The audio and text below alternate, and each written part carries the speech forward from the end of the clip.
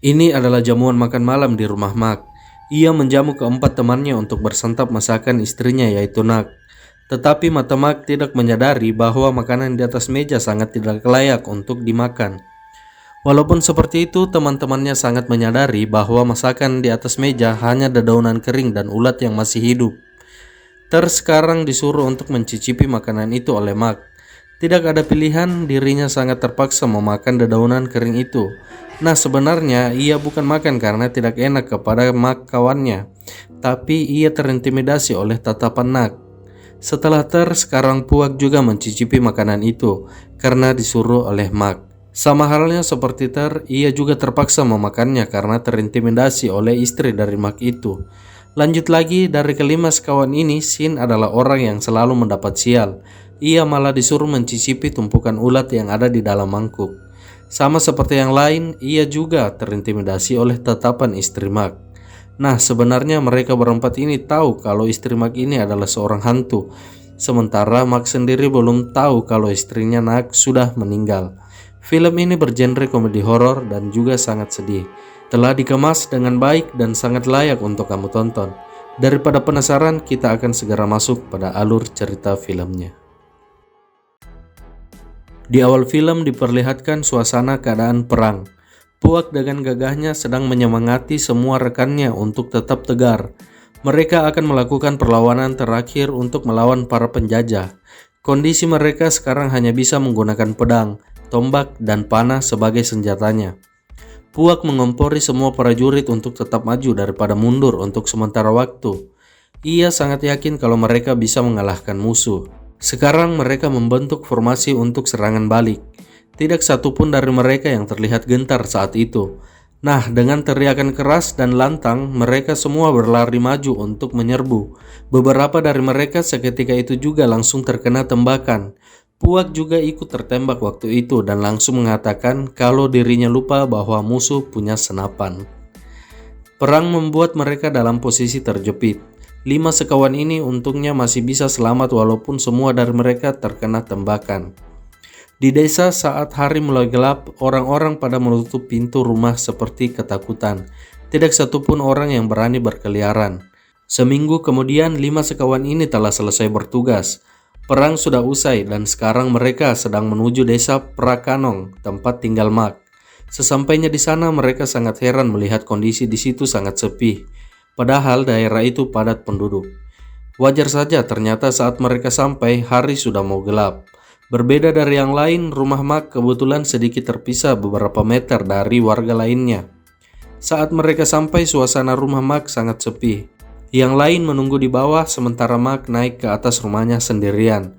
Memanggil-manggil istrinya, Mak tidak mendapat jawaban. Ia kemudian berjalan masuk ke dalam rumah dan melihat ayunan bayi bergoyang-goyang. Mak terlihat cukup gembira dan juga gugup karena ini pertama kalinya ia akan melihat anaknya. Soalnya sewaktu perang ia meninggalkan istrinya dalam keadaan sedang hamil muda. Sampai tepat di depan ayunan, ternyata di sana tidak terlihat seorang anak bayi dan tiba-tiba dirinya dipeluk dari belakang oleh istrinya. Rindu yang tidak tertahankan bisa terlihat jelas dari kedua wajah pasangan ini. Tangisan keduanya sebagai bukti cinta mereka. Mak sangat teramat sayang kepada istrinya, begitu juga sebaliknya. Cinta mereka sudah tidak bisa digambarkan dengan tinta hitam yang dihasilkan dari keyboard admin. Nah, menunjukkan kepada suaminya bahwa anaknya sedang bermain di kasur, tidak membuang waktu, Mak langsung mengambil serta menggendong anaknya itu. Nak menyuruh Mak untuk memberikan nama kepada anak pertama mereka itu. Mak yang sangat bahagia langsung memanggil anaknya dengan sebutan Dang. Dang, anakku sayang. Mendengar percakapan itu dari bawah, langsung mengatakan kepada Puak, apa bagusnya nama Dang? Setelah itu, Mak muncul dan memperkenalkan Nak istrinya kepada teman-temannya. Kaget melihat istri Mak, rekan-rekannya itu terkagum-kagum dengan kecantikan Nak. Mereka tidak menyangka kalau istri rekannya itu sangat cantik. Malam itu, kawan-kawannya akan tinggal di rumah sebelah yang dulunya bekas rumah nenek dari Mak. Sampai mereka mendapat tumpangan perahu untuk ke desa tempat asal mereka masing-masing. Sementara Mak dan Nak tinggal di rumah mereka sendiri. Malam itu Nak menidurkan anak bayinya dan mengayun sambil bernyanyi. Di sisi lain beberapa warga terlihat ketakutan mendengar nyanyian Nak. Bahkan Sin juga sangat peka dan gelisah. Pagi telah tiba. Mak datang membangunkan teman-temannya. Hari itu mereka berencana pergi ke pasar untuk jalan-jalan. Dari atas perahu, Sin yang duduk paling belakang melambaikan tangan ketika melihat Nak sedang menggendong bayinya. Namun sapaan itu disambut dingin oleh Nak, dan saat ia menoleh lagi, Nak sudah tidak ada di sana. Mereka sudah sampai di pasar. Suasana sangat ramai dan berisik. Belum jauh mereka melangkah, Mak menyapa penjual kue langganannya dan hendak membeli kue untuk sarapan. Namun mengetahui bahwa itu Mak, penjual kue ini tiba-tiba mengatakan bahwa kuenya telah habis dan langsung pergi dari tempat jualannya. Walaupun sedikit heran, Mak dan yang lainnya kembali berjalan. Mak lagi-lagi menyapa kenalannya dan mengatakan kalau ia akan membeli ikan gabus untuk istrinya Nak. Bukannya merasa senang ada yang membeli dagangannya, penjual itu malah mengatakan kalau hari ini untuk menghormati Buddha, dirinya akan melepaskan ikan itu dan tidak dijual. Sekali lagi Mak mencoba untuk menyapa kenalannya. Kali ini ia menghampiri penjual beras dan ingin meminta pekerjaan. Kata Mak, dirinya baru saja tiba dari medan perang dan membutuhkan pekerjaan. Jika masih butuh tenaga, ia sangat bersedia. Di sini ibu ini terlihat sangat mabuk, walaupun hari masih pagi. Ia kemudian menyadari bahwa itu Mak. Ia kemudian menyuruh Mak untuk melihat istri dan anaknya di antara dua kaki untuk tahu siapa dia sebenarnya. Nah, karena buat keributan, anak dari penjual beras itu datang dan menarik ibunya agar tidak terlalu banyak bicara. Mak dan yang lainnya dibuat bingung oleh tingkah semua orang di desa itu, terutama Sin. Ia memiliki ekspresi yang sedikit berbeda. Malam itu mereka minum arak yang dibeli dari pasar. Keempat orang ini membahas penjual beras yang tadi di pasar. Semua dari mereka bingung dengan ucapan wanita itu. Tidak ada yang mengerti mengapa mereka harus melihat Nak dan anaknya dari kedua kaki. Namun di sini Sin mengatakan pada rekan-rekannya kalau dulu ibunya pernah memberitahu bahwa jika kita melihat di antara kedua kolong kaki, maka akan melihat sosok hantu. Nah, mendengar ucapan Sin, ketiga temannya itu tertawa dengan keras. Selanjutnya, Sin disuruh untuk pergi memanggil Mak agar ikut bergabung minum. Sin yang sangat takut tentunya menolak. Namun karena mereka semua telah menyuruhnya, ia akhirnya pergi ke seberang. Di sana ia menaiki satu persatu anak tangga. Nah, saat sampai ke anak tangga yang ketiga, Sin membuat itu patah karena sudah lapuk. Sekarang Sin sudah sampai ke atas rumah. Dari sana ia melihat Nak duduk seorang diri. Sin mencoba bertanya apakah Mak ada di dalam rumah. Nak saat itu terlihat berdiri dan menghampiri Sin. Ia mengatakan kalau Mak suaminya ada di dalam sedang tidur. Ia akan segera membangunkannya sambil berbalik badan. Nah, di sini Nak berhenti dan tiba-tiba ini yang terjadi. Sin tiba-tiba saja terbangun. Ternyata dirinya baru saja selesai bermimpi. Ia kemudian agak histeris dan menyuruh Puak untuk menamparnya. Ai menumpahkan minuman. Ter menegurnya.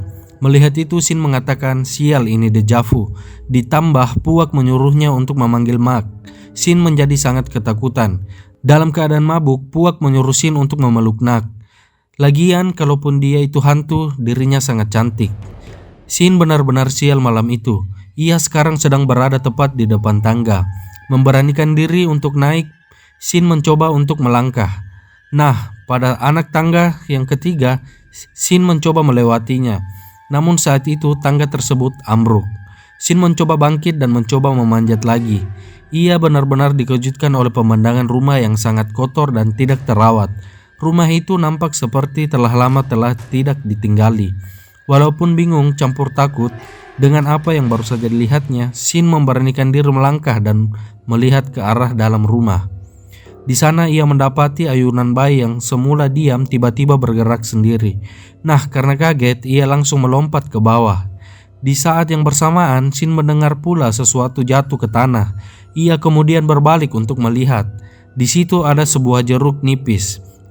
Tetapi hal yang membuat Sin berlari adalah ada tangan yang mengambilnya. Di seberang ketiga manusia ini sedang berjoget-joget ria karena sudah mabuk. Shin muncul dari belakang dan mengatakan kalau Nak itu adalah hantu. Ia menceritakan semua kejadian itu, tetapi teman-temannya tidak percaya dan malah mengajaknya untuk ikut berjoget. Malam itu wanita penjual beras terlihat sudah mengapung di sungai. Pagi harinya semua orang bekerja. Mark terlihat membetulkan tangga yang rusak, sementara yang lainnya sibuk dengan pekerjaan masing-masing. Mark menyuruh Ter untuk mengambil kapak. Walaupun mengantuk, Ter tetap melakukannya. Betapa terkejutnya Ter saat baru mulai melangkah. Ia ingat apa yang dikatakan Shin semalam, bahwa rumah itu sangat kotor dan nampak tua tidak terurus. Saat Ter membalikkan pandangannya, ia melihat Nak sedang berada di dapur. Kali ini Ter sangat ketakutan tetapi masih penasaran dengan Nak. Ia kemudian mendekat lalu mengintip di antara kaki Nak untuk membuktikan dirinya adalah hantu atau bukan. Namun tidak disangka Nak saat itu berbalik dan bertanya, "Apa yang sedang kamu lakukan?" Nah, karena kaget, Ter mengatakan kalau dirinya sedang mencari kapak. Ter yang sangat kesal langsung mendatangi Shin. Ia mengatakan kalau dirinya sudah melihat di antara kaki namun tidak melihat apa-apa. Ter kemudian pergi ke semak-semak belakang karena dirinya mau buang hajat. Nah, saat sedang menikmati momen indah itu, mata Ter disilaukan oleh sesuatu. Saat melihatnya lebih jelas, itu ternyata adalah sebuah cincin. Mencoba mengais-ngais, ternyata ada tulang tangan. Mengais lagi, di sebelahnya Ter mendapat harta karun. Ia yang saat itu kaget langsung berlari ketakutan di antara pepohonan. Dirinya juga menabrak sarang lebah saking takutnya. Mendapati teman-temannya, wajah Ter sudah bengkak tersengat lebah. Ia kemudian memberitahu kepada rekan-rekannya bahwa ia menemukan mayat di belakang rumah. Namun di sini tidak seorang pun yang mengerti apa yang diucapkan Ter. Itu disebabkan karena bibirnya sudah babak belur. Dari samping, Nak terlihat sedang memberikan air kepada Puak dan matanya tertuju pada jemari Nak. Waktu itu dia menyadari bahwa cincin yang telah dipakai oleh Nak sama persis dengan apa yang ada di jari bangkai mayat itu. Nak menghampiri Ter. Ia bertanya apa yang terjadi dengan wajahnya. Yang lain membantunya menjawab bahwa itu karena sengatan lebah. Nak akan mengobatinya. Shin menyarankan agar Nak mencari kapur sirih untuk mengobatinya. Nah, saat Nak pergi, Ter langsung memberitahu pada teman-temannya kalau dirinya tahu bahwa Nak itu adalah hantu. Namun upayanya itu tidak berhasil karena tidak satupun yang bisa mendengar jelas ucapan Ter. Nah, tidak putus asa, Ter segera pergi mencari kertas dan alat tulis untuk berkomunikasi dengan rekannya. Ia kemudian menulis bahwa Nak itu adalah hantu dan memperlihatkannya. Semua terkejut dengan hal itu. Hujan tiba-tiba turun. Mark menyuruh mereka masuk ke dalam rumah. Ia juga bertanya kenapa dengan wajah Ter. Namun di sini ia lebih tertarik dengan kertas yang ada di tangan Puak. Ia kemudian ingin melihatnya dan mencoba mengambil. Namun teman-temannya berusaha menyembunyikan kertas tersebut dari Mark. Usaha yang sia-sia, Mark berhasil merebutnya. Ia sangat terkejut dengan apa yang tertulis di sana. Keempat orang ini langsung berpamitan kepada Mark untuk ke rumah sebelah. Puak mengemasi barang-barangnya. Shin juga ikut beres-beres. Sementara Ae bertanya kepada Ter apakah dirinya yakin kalau Nak itu memang hantu. Jelas Nak itu adalah hantu, kata Ter. Soalnya cincin batu rubi yang dipakai Nak sama dengan yang dilihatnya di belakang rumah. Giliran Shin yang bertanya apakah sudah terbukti melihat di antara kedua kaki. Ter langsung menjawab kalau dirinya sudah melihat di antara dua kaki Nak, namun hanya melihat bokong. Di sini Shin mengatakan kalau yang dimaksud adalah melihat di antara dua kolong kaki sendiri. Jadi Ter di sini salah. Ia harus melihat dari antara kedua kakinya, bukan di antara kedua kaki Nak. Dari seberang mereka melihat Mark menghampiri istrinya. Dengan nada yang sedikit tinggi, Mark mengatakan, "Aku sudah tahu semuanya. Kenapa kau tidak memberitahu aku yang sebenarnya? Kau pikir saya tidak akan menerimanya?" Mendengar itu, Nak bertanya, "Siapa yang memberitahukan kepadamu?" "Itu tidak penting," ucap Mark. Lanjutnya, "Bukankah kita sudah berjanji tidak akan ada rahasia di antara kita?" Nah, dengan bergelimang air mata, Nak mengatakan kalau dirinya tidak tahu cara untuk menjelaskannya. "Saya tidak bisa mengambil resiko. Saya takut tidak bisa diterima olehmu." Nah, sehabis mengatakan itu, Mark kemudian dengan lantang mengatakan, "Saya juga pernah seperti itu." Tiba-tiba pandangan Nak menunjukkan kebingungan. Nah, dari seberang ternyata tulisan di kertas itu telah berubah oleh air hujan. Yang seharusnya Nak itu hantu berubah menjadi itu jorok. Yang dimaksud jorok di sini seperti bisulan atau panuan. Makanya Mark mengatakan kalau dia juga pernah seperti itu. Sementara Nak berpikir kalau suaminya itu sudah tahu kalau dia itu hantu, tetapi ternyata belum. Malam harinya, Ter dan Sin nekat pergi untuk memberitahu Mark bahwa Nak istrinya itu adalah hantu. Di saat yang bersamaan, Puak dan Ai kedatangan tamu. Pemuda itu menangis sambil meminta tolong agar dibantu menyembelih sapi. Nah, sapi ini akan digunakan untuk acara pemakaman ibunya, yaitu si penjual beras. Anaknya ini mengungkapkan bahwa setelah kejadian tempo hari di pasar, saat ibunya memberitahu Mark tentang istri dan bayinya, malamnya ibunya langsung ditemukan tewas di sungai. Mengingat Ter dan Sin akan melakukan hal yang sama untuk memberitahu Mark, mereka berdua segera menyusulnya. Di sana Ter dan Sin telah berada tepat di depan rumah Mark. Cahaya obor mereka menarik perhatian. Mark akhirnya keluar. Nah, ini adalah momen yang sangat tepat untuk memberitahu Mark. Namun baru saja beberapa kata terucap, Nak tiba-tiba datang dan membuat keduanya tidak jadi memberitahu Mark. Sangat tergesa-gesa, Puak dan Ai berhasil menyusul rekannya. Tanpa basa-basi, Ai langsung memberitahu bahwa penjual beras tewas oleh Nak. Tersadar dengan apa yang dilakukan oleh penjual beras kemarin, Ter sekarang memberitahu Mark bahwa istrinya Nak sangat cantik dan mengalahkan kecantikan Miss Universe Thailand. Mark yang mendengar itu sangat senang. Pikirnya teman-temannya ini akan mengatakan apa. Saat mereka ingin pulang, Nak menyuruh suaminya untuk mengajak teman-temannya makan malam bersama. Makanan sudah tersedia di meja. Mark sangat bersemangat. Ia menyuruh semua orang untuk makan. Dia memuji-muji masakan istrinya. Ter tidak bisa mengelak. Ia dipersilakan untuk pertama kali mencicipi hidangan itu. Mengambil selembar daun kering, ia langsung mengunyahnya. Ia tidak lupa mengatakan bahwa masakan ini sangat enak. Selanjutnya Ter menunjuk Puak untuk mencicipinya. Ia juga terlihat sangat terpaksa. Mengambil selembar daun, ia juga mencoba masakan itu. Ai di depannya berinisiatif memakan sehelai daun kering untuk menghargai yang lain. Nah, terakhir adalah Sin. Dirinya benar-benar sial. Puak dengan sengaja menyodorkan semangkuk ulat untuk dimakannya. Mark juga menyuruhnya untuk mencoba. Tidak ada pilihan, terpaksa Sin mengambilnya untuk dimakan. Mark sangat bahagia ketika Sin mengatakan itu enak sekali. Tidak berhenti di situ, kesialan Sin masih berlanjut. Mark mengambil anaknya Dang dan menyuruh Sin untuk menciumnya. Dengan wajah sangat tidak ikhlas, Sin terpaksa menciumnya. Sehabis makan malam, Mark mengajak semua orang untuk bermain tebak-tebakan gaya. Sin orang pertama yang melakukannya.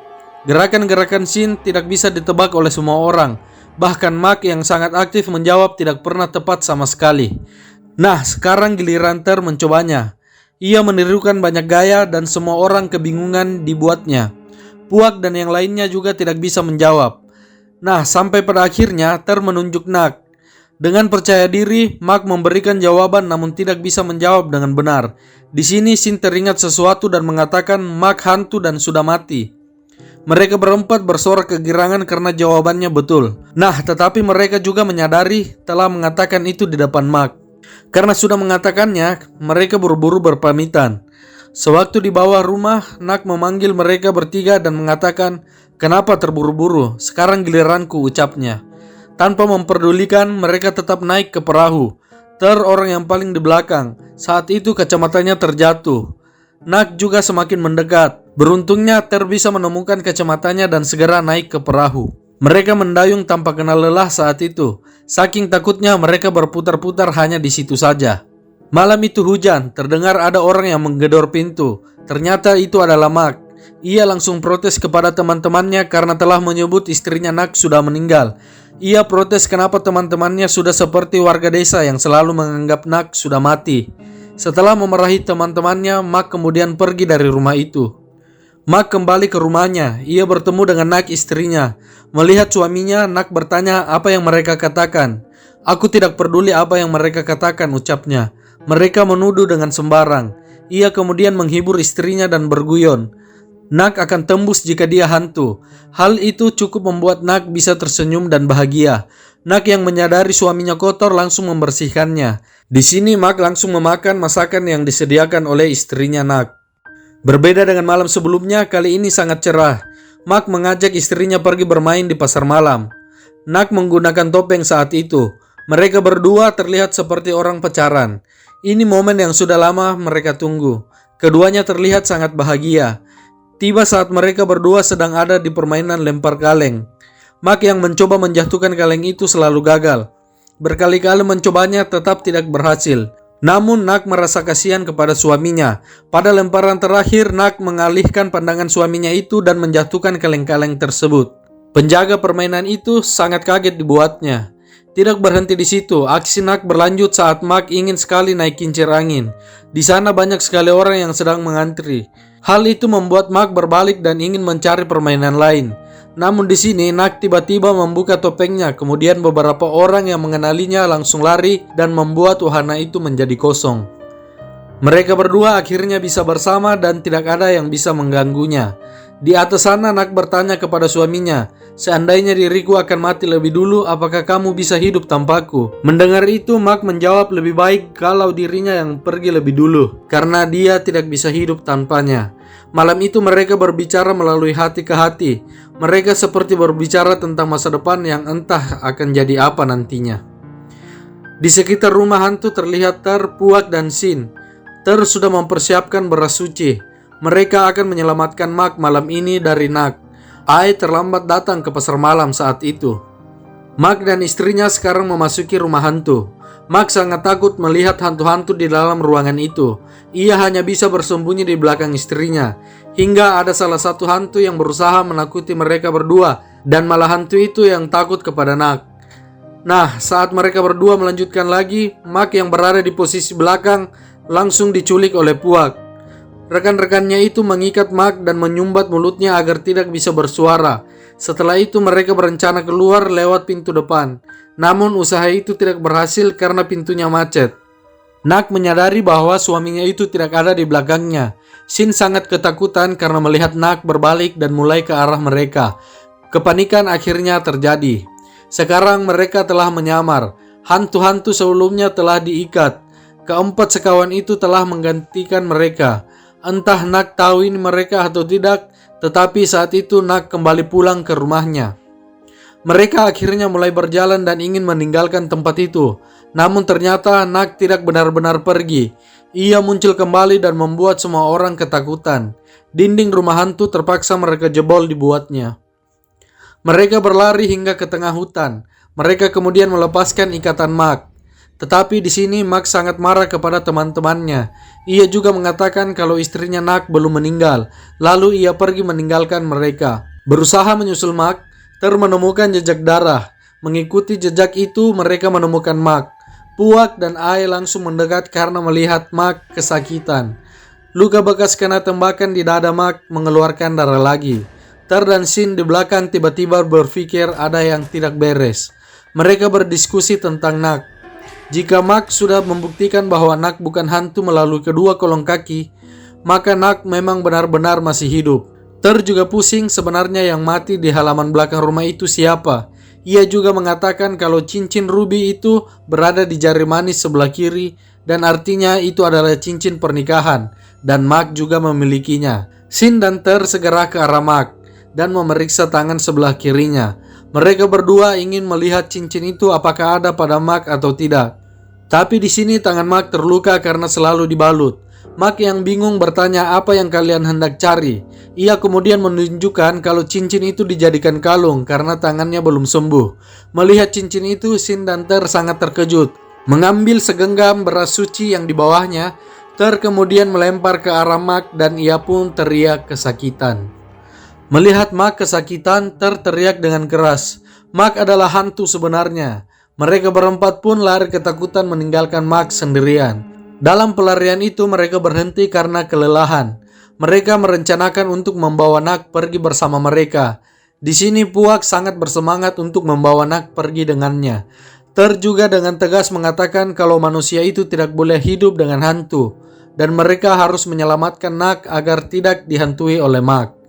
Rencana tersebut dilakukan. Sekarang mereka telah sampai di rumah. Puak langsung turun dan mengambil Nak.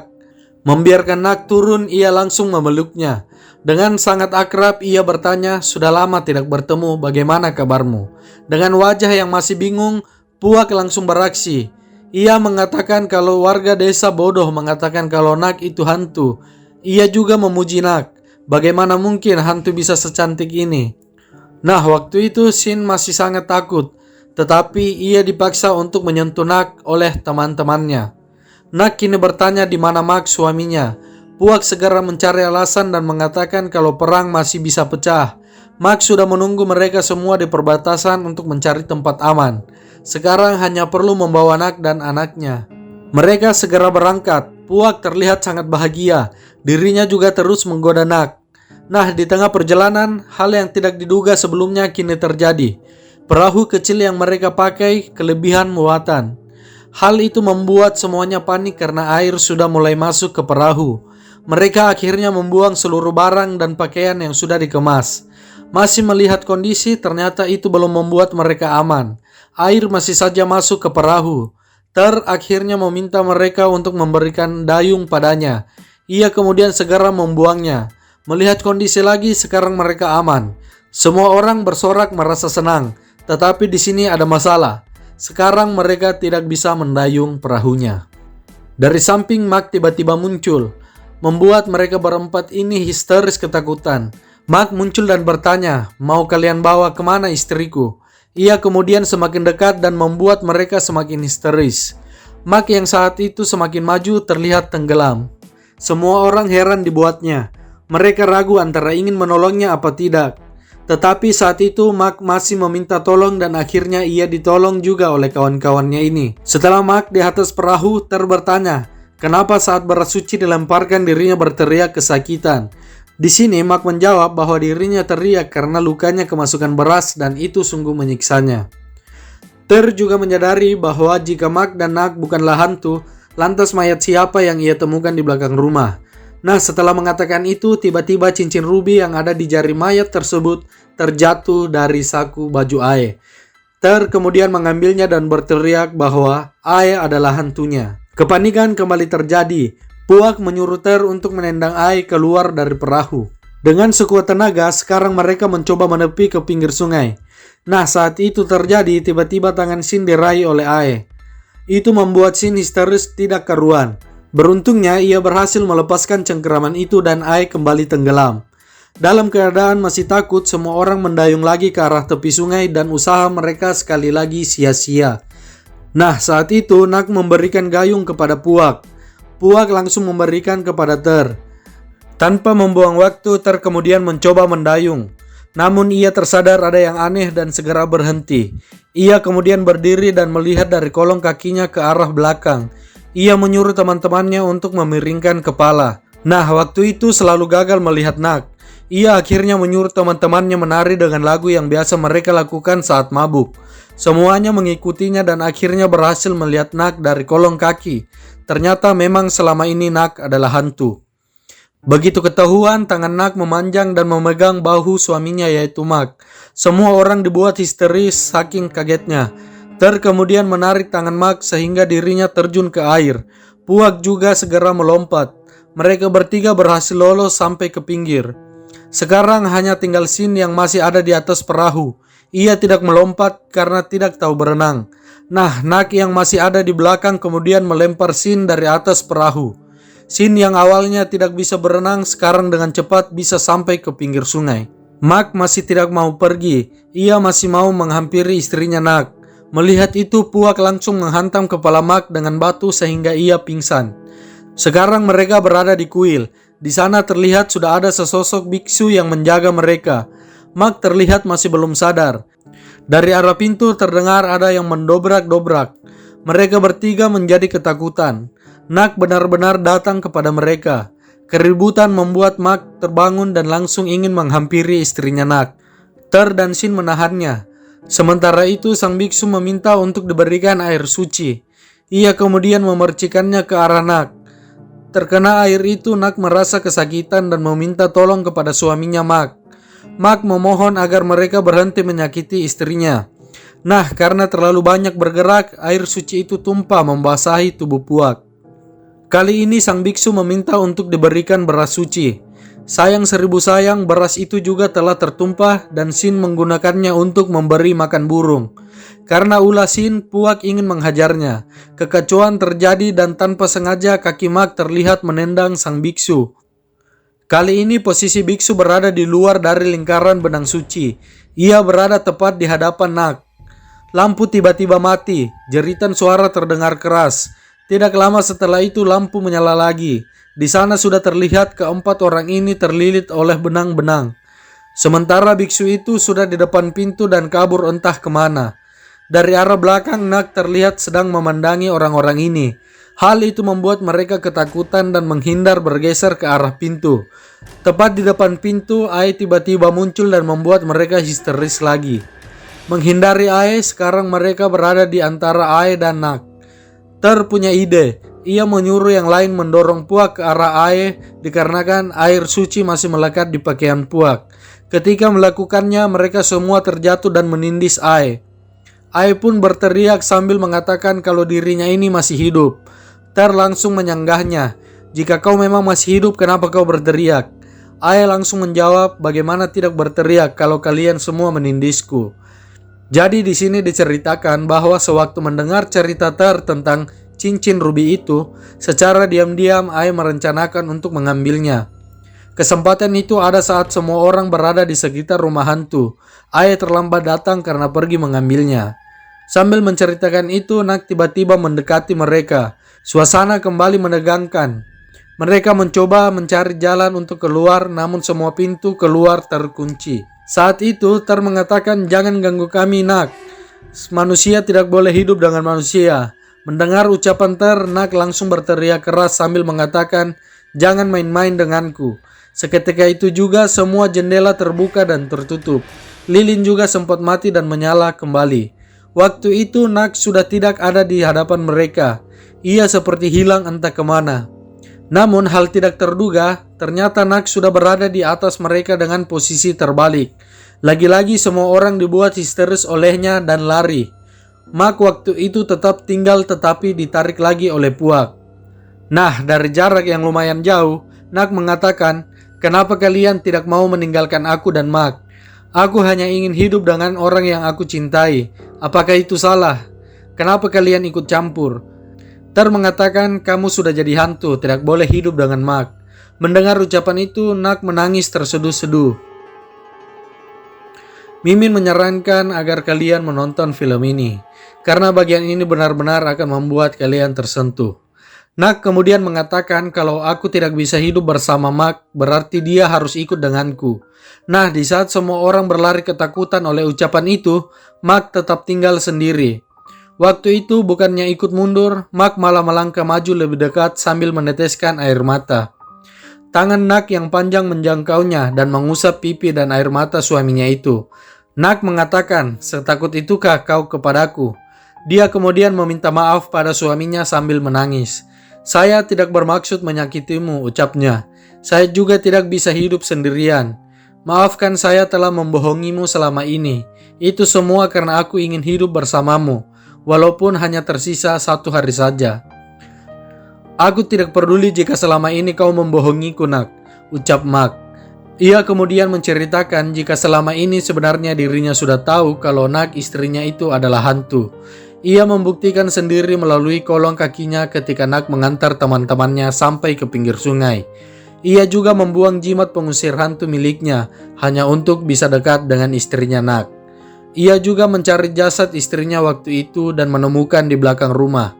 Setelah itu baru dirinya kembali ke rumah dan bertemu istrinya dalam keadaan kotor. Tak lupa juga menyempatkan menyicipi masakan Nak. Melanjutkan lagi, Mak mengatakan, walaupun semua orang kampung menjauhinya dan tidak ingin berkawan dengannya karena takut, bahkan jika dirinya harus terus makan daun kering setiap hari, Mak masih ingin tetap bersama Nak. Mendengar penjelasan suaminya, Nak hanya bisa menangis. Ia mengucapkan terima kasih kepada suaminya itu. Ia juga mengatakan kalau mustahil mereka bisa bersama karena dirinya sudah meninggal sementara Mak masih hidup. Mana boleh orang yang sudah mati tinggal bersama dengan yang masih hidup. Max segera menyanggahnya. Kenapa itu mustahil? Kita bisa berpura-pura tidak terjadi sesuatu seperti sebelumnya. Cinta saya adalah salah satu keanehan di dunia. Salahkah jika kita saling mencintai? Nak kemudian bertanya kepada suaminya, bukankah kamu sangat takut kepada hantu? Di sini Mark menjawab, saya memang takut kepada hantu, tetapi saya lebih takut kehilangan kamu. Keempat orang ini yang menyaksikan adegan itu dari belakang merasa terharu, meskipun masih dengan wajah-wajah koplak mereka. Mark akhirnya maju menghampiri istrinya secara perlahan, dan kemudian ia berbagi ciuman dengannya. Film pun berakhir.